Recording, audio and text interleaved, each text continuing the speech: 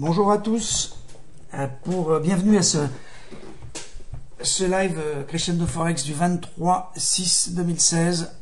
Nous sommes le jour J, le jour du Brexit. Alors, pour tout vous dire, moi je me fiche un peu du Brexit. Je trouve que ça reste quand même une situation difficile à gérer, avec beaucoup d'incertitudes. Alors, vous avez vu qu'on a eu un sondage, le Mori Ipsos, qui vient de sortir. Je l'ai mis sur le 5/24. A priori, il y aurait 52% pour le Remain et 48% pour le Leave. Bon, c'est un sondage qui est d'ailleurs pas officiel, parce que vous savez que les sondages officiels sont interdits en Grande-Bretagne aujourd'hui. On passe par des circuits un peu détournés. Ça a été commandé après par des instituts bancaires, et puis moi je les retrouve par d'autres biais. Quoi qu'il en soit, on garde une certaine incertitude. Les votes vont se poursuivre jusqu'à 22 heures. Le vrai risque du Brexit, c'est que on ait une mauvaise surprise, que le Brexit soit prononcé, que les gens soient en position longue, et que en position longue, on fasse un slip-up de 1000 pips. Un slippage de 1000 pips, c'est tout à fait possible, parce que s'il y a un véritable Brexit, je peux vous dire que personne viendra acheter de la livre sterling. Voilà, donc moi mon rôle, en tout cas pour les abonnés, c'est de vous conseiller ça. Après, suivre des mouvements de très court terme, en essayant avant la publication des résultats, pour suivre au gré des sondages. Alors, certains ont fait ça. Je l'ai vu en particulier chez Crescendo dans le scalping, et puis ils s'en sont mordus les doigts parce qu'ils ont pris des retours. Moi je ne peux que recommander la prudence, et pour tout vous dire, ce qui m'intéresse, c'est toujours la même chose, hein, c'est de lancer un trade qui va nous permettre de faire sauter la banque. C'est-à-dire un trade qui soit construit, qui soit motivé par des moteurs puissants, des moteurs économiques, motivé, plutôt guidé. Un trade qu'on ait anticipé avant tout le monde. Bon, là c'est pas le cas du Brexit, hein, tout le monde est dessus. Vous avez des millions et des millions de traders qui sont en train de se battre pour essayer de suivre des mouvements de marché. Comme je l'ai dit encore dans le 5/24/24, nous on n'a pas tellement d'atouts par rapport à tous les professionnels du marché. Évidemment, certains auront des informations bien avant nous. On ne sera que des suiveurs. Bon, après chacun fait ses choix. En tout cas, moi, mon choix, c'est d'essayer d'avoir un coup d'avance. Et le coup d'avance, eh bien, je vais essayer de l'avoir sur les prochains mouvements de marché. Je pense à l'or, dont je vous parle depuis un moment. Cet or va nécessairement pour moi un jour monter en puissance, tout simplement parce que la dette mondiale est considérable. On sortira de cette dette soit par l'inflation, ce qui fera monter l'or, soit par le défaut et une grosse crise financière, ce qui fera monter aussi l'or, soit l'anticipation de ces deux mouvements, ce qui fera monter l'or. Alors après, j'ai pas le timing. Pour tout vous dire, moi certains qui suivent un peu ce mouvement disent on va bientôt monter, mais je suis pas sûr. L'Amérique peut tout à fait décider de monter ses taux, ne serait-ce que pour garder un peu de crédibilité. Et je vais demander à Crescendo de fermer le micro, parce que là j'ai des bruits parasites. C'est possible? Crescendo. Est-ce que tu peux fermer le micro, parce que là j'entends beaucoup de bruits parasites, puis je te reprends après. Ouais, merci. Ouais, sympa. Oui, donc on ne sait pas ce qui va se produire.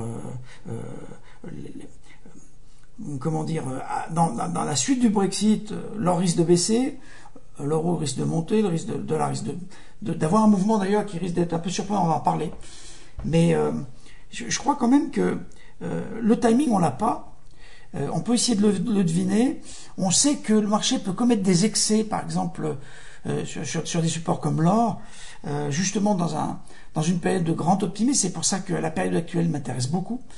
Et si à la suite d'un Bremen, on atteint des niveaux pour l'or qui deviennent très intéressants pour entrer long, je pense qu'il ne faudra pas hésiter à le faire.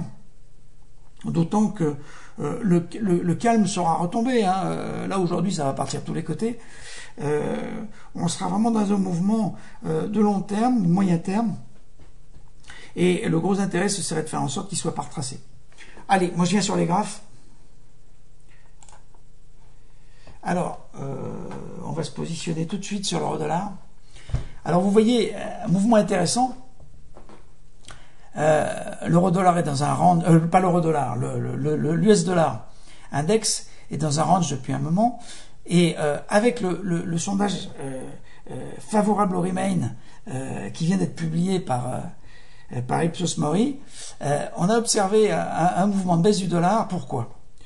Parce que le dollar a servi de safe haven dans l'incertitude du Brexit, et il a servi de safe haven parce que des mouvements importants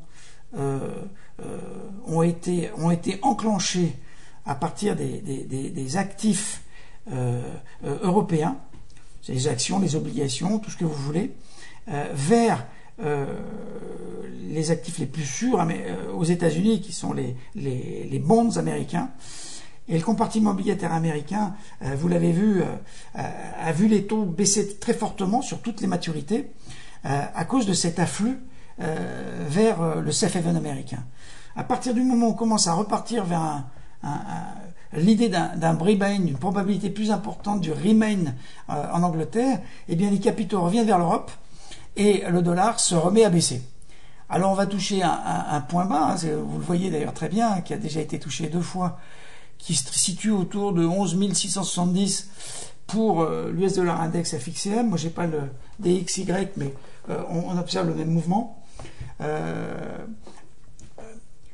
Que va faire l'or dans ce contexte? Eh bien, on revient à ce que je vous ai montré mardi, et on se met ici en hebdomadaire. Moi, ce que j'espère, c'est qu'un Remain, si le Remain a vraiment lieu, ce qui pour moi est a priori plus statistiquement plus probable qu'un Brexit, à l'heure actuelle, hein, des connaissances qu'on a de l'opinion anglaise. Dans ce cas, ce que j'espère, c'est d'aboutir à ce point-là. Vous voyez, je mets ma flèche dessus, c'est-à-dire la croisée d'une très forte consolidation de l'or et de cette image de triangle symétrique d'élargissement ou porte-voix, hein, sur le plan de chartiste, qui nous permettrait de prendre vraiment des positions à bon compte sur l'or et qui ne serait pas retracé dans les suites de l'évolution de l'or au gré de ce que va faire l'Amérique. Moi, on a encore des gens ce matin qui disent que si le Brexit est évité et que la Grande-Bretagne reste dans l'Europe, que la Fed sera en position de faire 1 voire 2 hausses des taux avant la fin de l'année. Pourquoi pas, hein. On va voir les stats, hein, parce que pour l'instant les stats ne leur donnent pas raison. C'est pour ça qu'il va falloir encore une fois beaucoup de pragmatisme, hein, comme on le fait toujours, sur l'évolution de l'or. Je vous donne une seconde. Sur l'évolution de l'or, voilà, j'ai coupé. Dans les semaines qui viennent, on va avoir de nouvelles statistiques, en particulier alors une statistique clé qui va être le 1er juillet, la nouvelle publication des statistiques de l'emploi, le rapport NFP aux États-Unis, qui lui se révèle une deuxième fois en dessous des attentes, va probablement amener tous les gouverneurs de la Fed à devenir beaucoup plus dovish et finalement interrompre un peu toutes les velléités de hausse des taux aux États-Unis. C'est vrai qu'il y va de la crédibilité de la Fed. Il faudrait au moins une hausse des taux pour que la Fed garde peut-être toute cette crédibilité dont elle a besoin aux États-Unis. On n'en est pas là. Donc voilà, la stratégie que je développe aujourd'hui, c'est on se positionne au plus bas de XAUUSD, donc du Gold Index, pour essayer de se mettre dans une position longue qui ne pourrait pas être retracée, ou qui serait retracée avec grande difficulté, et quels que soient les événements aux États-Unis, de façon à avoir une position long terme qu'on pourrait garder, qu'on garderait dans l'attente, alors malgré les rollovers sur l'or, parce qu'il y a quand même toujours un coût de portage, mais qu'on garderait longtemps dans l'attente justement d'une appréciation de l'or et de l'augmentation des inquiétudes aux États-Unis. Et si c'est pas le cas, on changera notre fusil d'épaule, on sortira un stop zéro, et puis peut-être qu'on jouera une hausse du dollar. Pour l'instant, vous voyez bien que c'est pas le cas. Pour l'instant, le dollar index baisse, et alors l'or, on va regarder un peu plus. Voilà, à la publication du sondage Ipsos Mori, vous voyez ce qu'a fait l'or. Il y a une chute brutale en H4. On peut le regarder en H1, c'est encore plus net.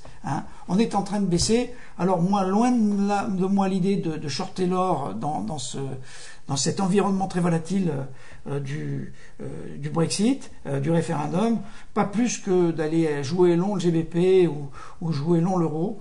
Je garde la tête froide et pour l'instant, ma stratégie, c'est l'après-Brexit. Voilà, alors est-ce qu'il y a déjà des questions? J'ai répondu à un certain nombre de choses ce matin sur le file 24-24. Est-ce qu'il y a des questions auxquelles vous voudriez que je réponde sur le Brexit ou sur l'après-Brexit?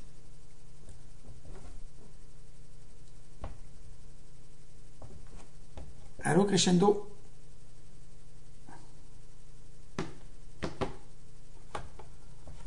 Crescendo.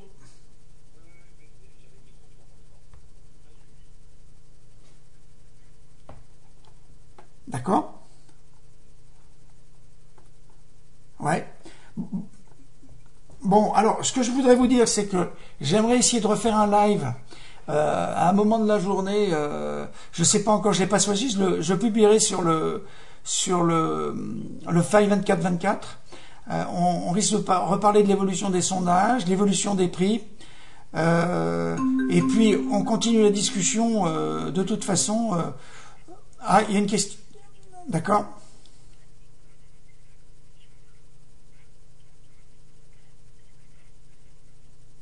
Alors, c'est une question de Renault. Est-ce qu'il a des positions longues à 1240?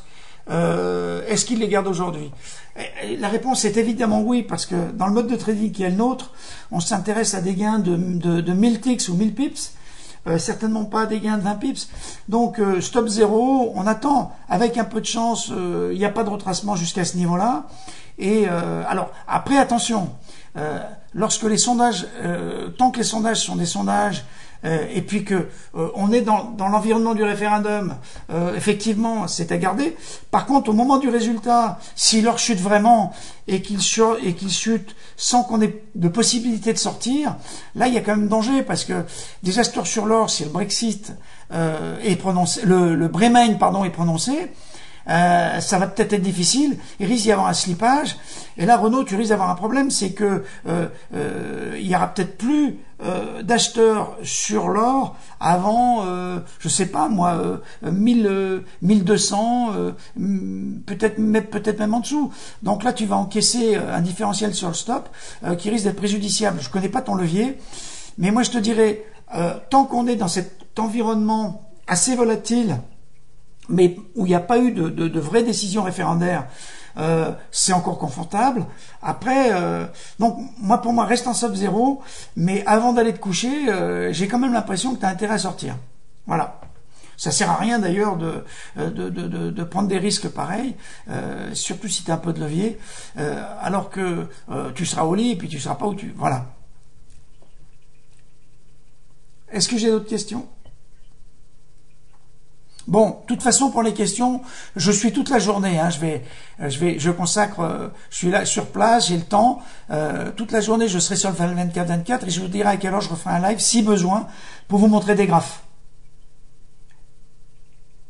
À tout à l'heure.